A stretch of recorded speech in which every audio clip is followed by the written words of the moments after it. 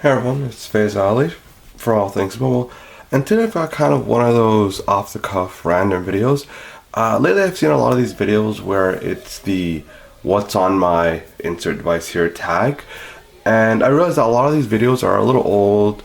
Some of them are 8 months old, 9 months old, even older. A couple new ones, but I thought I'd just do one. So I've got my iPad mini, it's the first generation. So I figured I'll do one about the iPad, so what's on my iPad, and one about the BlackBerry, what's on my BlackBerry. And it just gives you guys a chance to see what I actually use in my daily routine. So let's get started. Now, I'm not that big of an app person, so there's not really much to see here. But a nice thing to note is I am running 7.1 Beta 2, which as of today, December 30th, is the latest beta.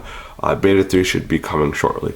So, first home screen, all the system apps, except you've got Yahoo Weather. So a friend actually pointed this one out to me, and he said I should try it.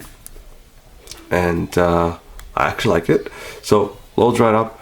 You get the current weather, the weather for the evening, as well as for tomorrow.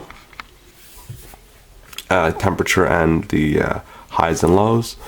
Swipe up and you get some really nice animation. So swipe up and you get that nice little, it's really nice. This is also what powers the default iPhone weather app, the native app on the iPhone. It gives you the hourly forecast view and the weather conditions, as well as here, down here it gives you some more details about today and tonight, what it actually feels like, what the humidity is, visibility, the UV index, and that sort of thing. And I really like this, the droplet animation for the precipitation. It's really nice. You can see 0 chance of it overnight. There's a 10% chance. Nice little animations again with the windmills. It shows the wind temperature and where the sun is from sunrise to sunset. And radar maps, which you can go into radar, wind, heat, and satellite. So let's go into heat. Tap on it. You can make it bigger. You can zoom on in to we're relatively close to where we are, and we can see that will overlay itself as well. But yeah, this app is kind of interesting. It's nice. Works pretty well. Overall, I'm enjoying it. As well as you can also add additional cities. And this one is geolocated, so we use the GPS there. So that's it. That's a nice one. Everything else stock. I've got Adobe Reader. Not going to go into it. You guys already know how that looks. CBC News, which got an update. CBC stands for Canadian Broadcasting Corporation. And if you're from Europe, this is basically the BBC of Canada, just in short. News stories. Ads. The ads are very tasteful. They're all CBC based ads, I believe. I haven't really seen any random ads.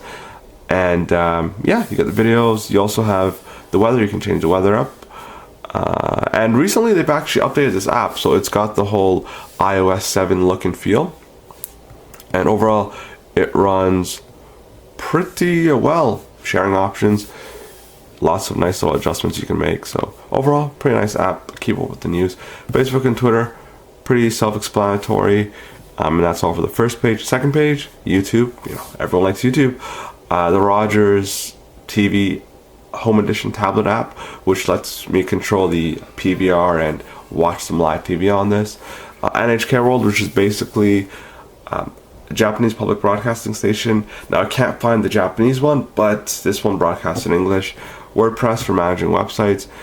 iMiwa, which is basically Kotoba, but for some reason they had some disputes about the name, so they changed it to iMiwa. Essentially what you can do here is you can type in something like let's say eat, and you search that, and it's basically a Japanese dictionary. And taberu, that's to eat. And it's really nice. It's really well laid out. It's really fast.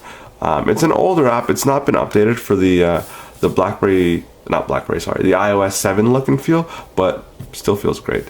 Again, a couple of other Japanese learning apps. Bloomberg, which is a nice one actually. I definitely like Bloomberg. I've always used it on my BlackBerries. I've used it on the iPad. It's been great. It gives you top news, and some settings, not some settings, some menus here, markets, a watch list, and it gives you some tutorials. You can sign in as well. And I also like this part down here at the bottom. It's really nice. It just scrolls through some top news, so you can just kind of tap one and it will actually take you there, and it runs pretty quick. So that's what I like about this application. A lot of these applications run pretty quickly. Documents to Go is probably my favorite word processing application. I am a very big fan of Documents to Go. It works excellent. I actually had to type out an essay one time, a full 2,000 word essay.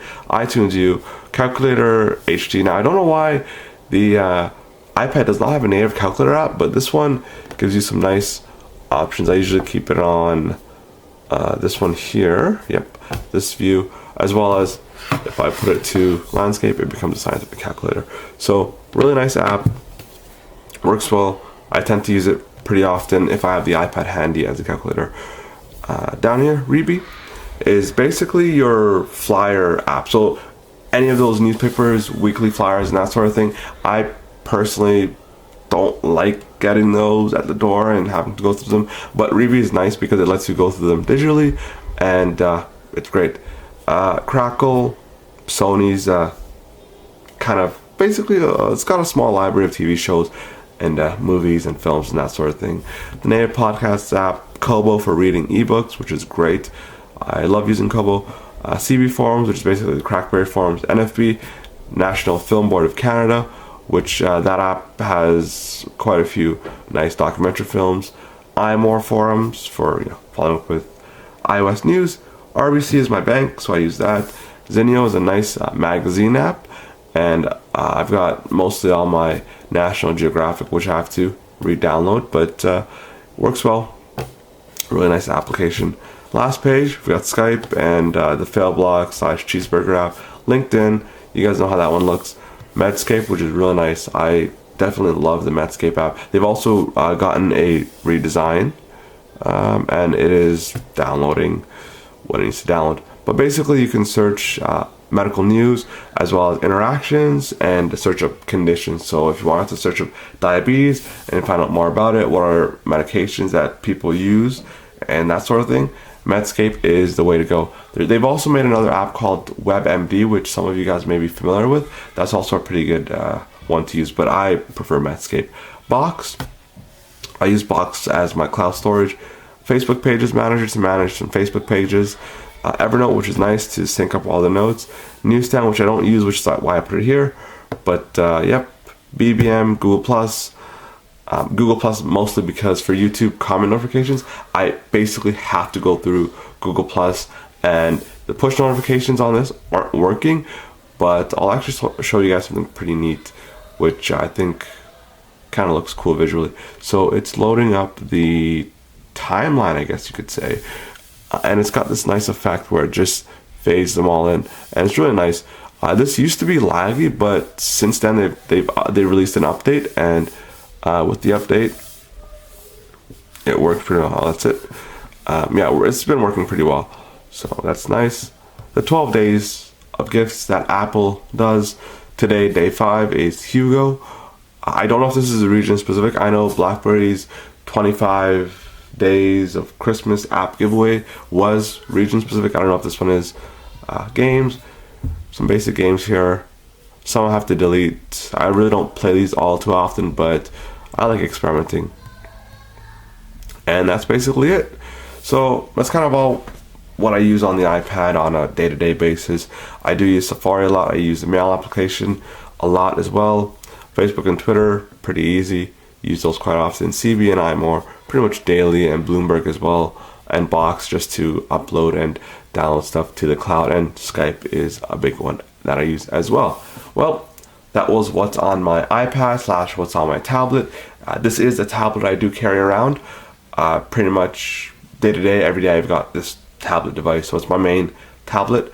And yeah, well, I'm Faisal Ali, and I'll be back in just a minute with the BlackBerry, what's on my BlackBerry video. So, Faisal Ali, signing off.